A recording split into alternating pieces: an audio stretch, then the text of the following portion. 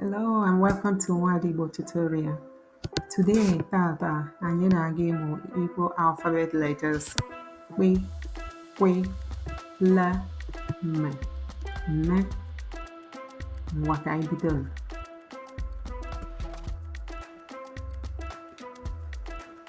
Letter KP sounds kpe and has no English equivalent.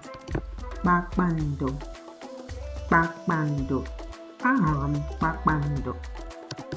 Letter KW sounds kwe, as in kwe. Kwụsị, kwụsị, kwụsị ebe a.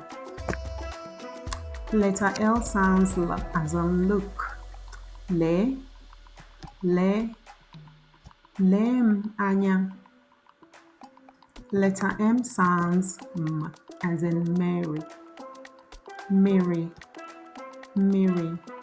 Ana m aṅụ mmiri.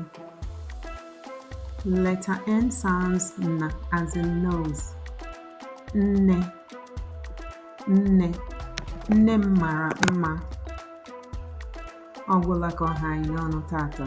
Biko continue to learn Igbo to stay connected to your roots. Maka na Igbo amaka. Ka ọ dị oge ọzọ. Biko like, share and comment and reach out if you have any questions. Thank you.